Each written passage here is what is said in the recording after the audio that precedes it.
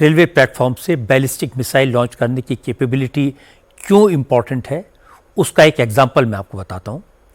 इस साल जून में जब ईरान और इजराइल के बीच 12 दिन का युद्ध हुआ था, तब इजराइल की डिफेंस फोर्सेस बार बार ईरान के मिसाइल लॉन्चर्स को टारगेट कर रही थी।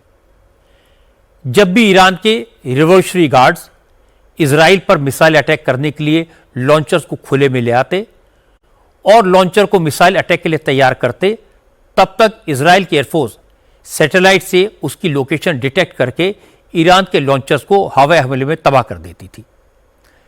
इसी वजह से ईरान को अपनी मिसाइल्स और लॉन्चर्स का ठिकाना बार बार बदलना पड़ रहा था और लॉन्ग रेंज की मिसाइल होने के बावजूद ईरान इजराइल को कोई खास नुकसान नहीं कर पाया।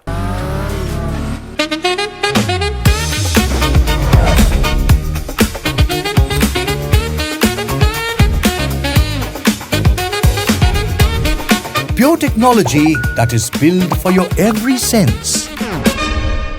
Acer Pure from Acer. अब भारत के पास 2000 किलोमीटर रेंज वाली अग्नि प्राइम मिसाइल है, जो न्यूक्लियर पेलोड यानी एटम बम भी ले जा सकती है और इस मिसाइल को कहीं से भी लॉन्च किया जा सकता है। इसलिए अग्नि प्राइम अब और भी घातक और भी लीथल हो गई है।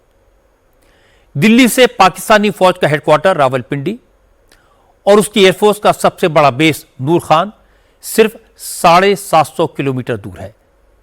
ऐसे में भारत पटना में रेलवे के लॉन्च प्लेटफॉर्म से रावलपिंडी, लाहौर और इस्लामाबाद को अग्नि प्राइम मिसाइल से टारगेट कर सकता है। अभी तक रूस ने RT-23 मोलोदेत्स मिसाइल का टेस्ट कर लिया था रेल बेस्ड लॉन्चर से, और उसके बाद चीन ने किया 2016 में। नॉर्थ कोरिया कोशिश कर रहा है लेकिन अभी तक वो सफल नहीं हो पाया। लेकिन भारत आज उन देशों की लिस्ट में आ गया जहां से हमारे पास फ्लेक्सिबिलिटी है कि रेल नेटवर्क का इस्तेमाल करते हुए हम कहीं भी किसी जगह से भी कुछ देरी के अंदर ही हम इंटरकॉन्टिनेंटल बैलिस्टिक मिसाइल तक लॉन्च कर सकते हैं। इस मिसाइल की जरूरत क्या है? यह फ्लेक्सिबिलिटी देती है कि हम रेल नेटवर्क का इस्तेमाल करते हुए कहीं से भी इस मिसाइल को लॉन्च कर सकते हैं छोटे समय के अंदर। ज्यादातर जो मिसाइल्स होती हैं ऐसी इंटरकॉन्टिनेंटल बैलिस्टिक मिसाइल या इंटरमीडिएट रेंज बैलिस्टिक मिसाइल, ये फिक्स लॉन्चिंग साइट से होती हैं और उनको प्रीएम्प्टिवली मारा जा सकता है, जैसे आपने ईरान इजराइल की कॉन्फ्लिक्ट में देखा कुछ महीने पहले।